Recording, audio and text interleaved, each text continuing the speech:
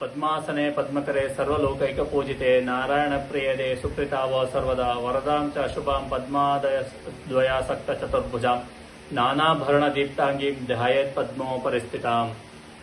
ಶ್ರೀ ಮಹಾಲಕ್ಷ್ಮೀ ಮಾತೆಗೆ ನಮಸ್ಕರಿಸುತ್ತಾ ನಿಮ್ಮೆಲ್ಲರಿಗೂ ಆ ಜಗನ್ಮಾತೆ ಮಹಾಲಕ್ಷ್ಮಿ ಅತ್ಯುತ್ತಮವಾದಂತಹ ಹಣದ ತೊಂದರೆಗಳಿದೆಲ್ಲ ನಿವಾರಣೆಯಾಗಿ ಉನ್ನತೋನ್ನತ ಅಭಿವೃದ್ಧಿಯನ್ನು ಕಾಣುವಂತಹ ಎಲ್ಲ ಯೋಗಗಳನ್ನು ಕೊಡುವಂತಾಗಲಿ ಅಂತ ಪ್ರಾರ್ಥಿಸ್ತಾ ಇದ್ದೇನೆ. ನಿಮ್ಮೆಲ್ಲರಿಗೂ ಸುದರ್ಶನ್ ಭಟ್ ಮಾಡ್ತಂತ ನಮಸ್ಕಾರಗಳು. ಇವತ್ತಿನ ಒಂದು ವಿಷಯದಲ್ಲಿ ವರಮಹಾಲಕ್ಷ್ಮಿ ಹಬ್ಬದ ಕುರಿತಾದಂತಹ ಒಂದು ವಿಷಯನ ನಾವು ನೋಡ್ತಾ ಇದ್ದೇವೆ. ವರಮಹಾಲಕ್ಷ್ಮಿ ವಿಷಯದಲ್ಲಿ ಒಂದು ಜಿಜ್ಞಾಸೆ ನಡೀತಾ ಇದೆ. 28ಕ್ಕೆ ಮಾಡಬೇಕು 21ಕ್ಕೆ ಮಾಡಬೇಕು ಅನ್ನುವಂತಹದ್ದು. ಯಾವುದೋ ದಿನ ಮಾಡಿದ್ರೆ ಶ್ರೇಷ್ಠ ಅನ್ನುವಂಥದ್ದು ನಾವು ನೋಡೋದಾದ್ರೆ ಶ್ರಾವಣ ಮಾಸದ ಹುಣ್ಣಿಮೆಯ ಹಿಂದಿನ ಶುಕ್ರವಾರವನ್ನ ನಾವು ವರಮಹಾಲಕ್ಷ್ಮಿ ಆಚರಣೆಗೆ ಒಂದು ಪ್ರಾಶಸ್ತ್ಯ ಅಂತ ನಾವು ಹೇಳ್ತೇವೆ, ಶಾಸ್ತ್ರದಲ್ಲಿ ಹೇಳಿರುವಂತಹದ್ದು. ಆ ರೀತಿಯಾಗಿ ನೋಡೋದಾದ್ರೆ 21ನೇ ತಾರೀಕು ಅಂದ್ರೆ ನಾಳೆ 21ಕ್ಕೆ ಅತ್ಯುತ್ತಮವಾದಂತಹ ದಿನ ಅಂತ ನಾವು ಹೇಳ್ಬಹುದು. ಯಾಕೆ ಅನ್ನುವಂತ ನೋಡೋದಾದ್ರೆ 28ನೇ ತಾರೀಕು ಹುಣ್ಣಿಮೆ ಬಂದೋಗಿರ್ತದೆ. ಅದು 9:34ಕ್ಕೆ ಹುಣ್ಣಿಮೆ ಮುಗಿದೋಗ್ತದೆ. ಮುಗಿದು ನಂತರದಲ್ಲಿ ಕೃಷ್ಣ ಪಕ್ಷದ ಪಾಡ್ಯ ಆರಂಭ ಆಗುವಂತಹದ್ದು.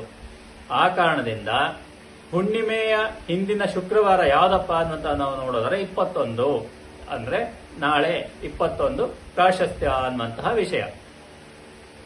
ಇನ್ನು ತುಂಬಾ ಜನ ಜಿಜ್ಞಾಸೆಗಳನ್ನು ಇಟ್ಟುಕೊಂಡ್ರು, ಯಾಕೆ ಏನು ಮಾಡಬೇಕು ಹೇಗೆ ಅನ್ನುವಂತಹದನ್ನ. 28ಕ್ಕೆ ಆಚರಣೆ ಮಾಡೋದಾದ್ರೆ ಮಾಡಬಹುದು.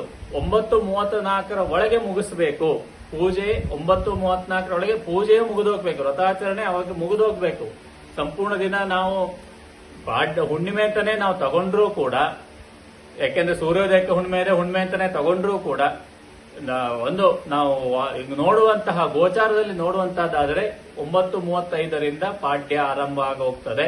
ಸಾಯಂಕಾಲ ಪೂಜೆ ಮಾಡಲಿಕ್ಕೆ ಅದು ಪ್ರಾಶಸ್ತ್ಯ ಅಲ್ಲ ಅನ್ನೋ ಕಾರಣದಿಂದ 21ಕ್ಕೆ ನೀವು ವರಮಹಾಲಕ್ಷ್ಮಿ ಹಬ್ಬದ ಆಚರಣೆ ಮಾಡಿದ್ರೆ ಬಹಳ ಒಳ್ಳೆಯದು.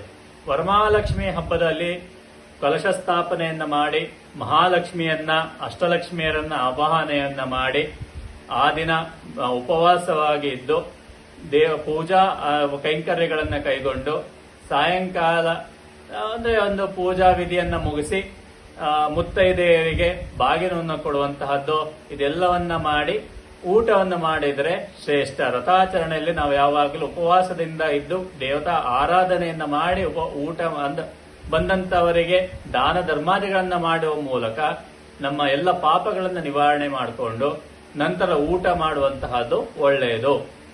ಹಾಗೆ ಕಲಶ ಸ್ಥಾಪನೆಯಲ್ಲಿ ಕಲಶದಲ್ಲಿ ಅರಿಶಿನ ಕುಂಕುಮ ಅಕ್ಷತಗಳನ್ನ ಹಾಕಿ, ಹಾಗೆ ಕೆಲವೊಬ್ರು ಏಲಕ್ಕಿ ಲವಂಗ ಇದೆಲ್ಲ ಹಾಕ್ತಾರೆ. ಯಾಕೆ ಅನ್ನುವಂಥದ್ದು ನಾವು ನೋಡೋದಾದ್ರೆ ಅದು ಕೂಡ ಲಕ್ಷ್ಮಿಯ ಒಂದು ಸಾನ್ನಿಧ್ಯ ಇರುವಂತಹ ವಸ್ತುಗಳು ಅಂತ ಹೇಳ್ತಾರೆ. ಹಾಗಾಗಿ ಅದನ್ನ ಕೂಡ ಎಲ್ಲ ಹಾಕಿ ಗಂಧಾದಿಗಳನ್ನ ಪುಷ್ಪಾದಿಗಳನ್ನ ಹಾಕಿ ಅರ್ಚನೆಯನ್ನ ಮಾಡಿ ದೇವತಾ ಒಂದು ಸಾನ್ನಿಧ್ಯವನ್ನ ಕೊಟ್ಟು ಬೆಳಗಿಂದ ಸಾಯಂಕಾಲದವರೆಗೆ ಮನೆಯಲ್ಲಿ ಅದನ್ನ ಇಟ್ಟು ಸಾಯಂಕಾಲಕ್ಕೆ ಮುತ್ತೈದೆಯರನ್ನ ಕರೆದು ಅವರಿಗೆ ಬಾಗಿನಗಳನ್ನ ಕೊಟ್ಟು ನಂತರದಲ್ಲಿ ಪೂಜೆ ಮಹಾಮಂಗಳಾರತಿ ಎಲ್ಲ ಮಾಡುವಂತಹದ್ದು ಮಾಡಿ ವಿಸರ್ಜನೆಯನ್ನ ಮಾಡಿ ನಂತರ ಬಂದಂತವರಿಗೆ ಪ್ರಸಾದವನ್ನ ಕೊಟ್ಟು ಹಾಗೆ ಒಂದು ನಾವು ಬಂದಂತವರಿಂದ ಆಶೀರ್ವಾದ ಪಡೆದುಕೊಂಡ್ರೆ ಲಕ್ಷ್ಮಿಯ ತೊಂದರೆ, ಹಣಕಾಸಿನ ತೊಂದರೆ ಇದ್ರೆ ಎಲ್ಲ ನಿವಾರಣೆ ಆಗಿ ಉನ್ನತವಾದಂತಹ ಅಭಿವೃದ್ಧಿಯನ್ನು ಕಾಣುವಂತಹದ್ದು ಇಲ್ಲಿ ಗಮನಿಸಬಹುದು.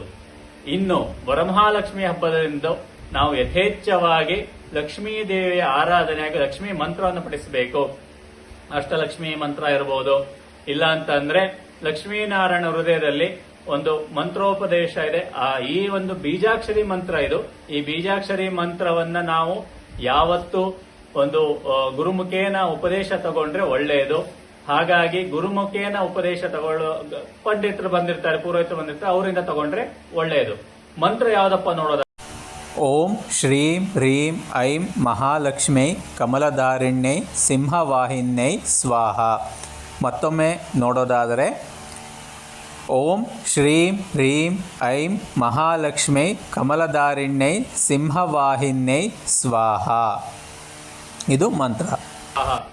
ಈ ಒಂದು ಮಂತ್ರವನ್ನ ನಾವು ಪುರೋಹಿತರ ಮುಖಾಂತರ ಉಪದೇಶ ತಗೊಂಡು ಹಾಗೆ ಯಥೇಚ್ಛವಾಗಿ ನಾವು ಜಪಾನುಷ್ಠಾನ ಮಾಡ್ಕೊಳ್ತಾ ಬಂದ್ರೆ ಯಾವುದೇ ಲಕ್ಷ್ಮಿ ತೊಂದರೆ, ಹಣಕಾಸಿನ ತೊಂದರೆ ಇದ್ರೂ ನಿವಾರಣೆಯಾಗಿ ಉನ್ನತವಾದಂತಹ ಅಭಿವೃದ್ಧಿಯನ್ನು ಕಾಣಬಹುದು ಅಂತ ಹೇಳ್ತಾ, ಈ ವರಮಹಾಲಕ್ಷ್ಮಿ ಹಬ್ಬದಿಂದ ಯಾವೆಲ್ಲ ದೋಷ ತೊಂದರೆಗಳು ನಿವಾರಣೆಯಾಗಿ ಶ್ರೀ ಲಕ್ಷ್ಮಿ ಅನುಗ್ರಹವನ್ನು ಪಡೆದುಕೊಂಡು ಸುಖ ಶಾಂತಿ ನೆಮ್ಮದಿ ಜೀವನ ಕಾಣಲಿ ಅಂತ ಹೇಳ್ತಾ, ಹಾಗೆ ನಮ್ಮ ಚಾನೆಲ್ ಅನ್ನ ಸಬ್ಸ್ಕ್ರೈಬ್ ಮಾಡ್ಕೊಳ್ಳಿ, ಇನ್ನು ಇತರರಿಗೆ ಹಂಚಿಕೊಳ್ಳಿ ಅಂತ ಹೇಳ್ತಾ, ಮತ್ತೆ ಆ ಲೈಕ್ ಅಂಡ್ ಸಬ್ಸ್ಕ್ರೈಬ್ ಬಟನ್ ಇರುವಂತಹದಲ್ಲೇ 3 ಡಾಟ್ ಇದೆ, ಅಲ್ಲಿ ನೀವು ಹೈಪ್ ಅಂತ ಬರ್ತದೆ, ಹೈಪ್ ಬಟನ್ ಅನ್ನ ಕ್ಲಿಕ್ ಮಾಡುವ ಮೂಲಕ ಇನ್ನು ಹೆಚ್ಚಿನ ಒಂದು ಜನರಿಗೆ ರೀಚ್ ಆಗೋ ಮಾಡ್ಕೊಳ್ಳಿ ಅಂತ ಹೇಳ್ತಾ, ಎಲ್ಲರಿಗೂ ಸುದರ್ಶನ್ ಭಟ್ ಮಾಡ್ತಾ ಇರುವಂತಹ ನಮಸ್ಕಾರಗಳು, ಧನ್ಯವಾದಗಳು.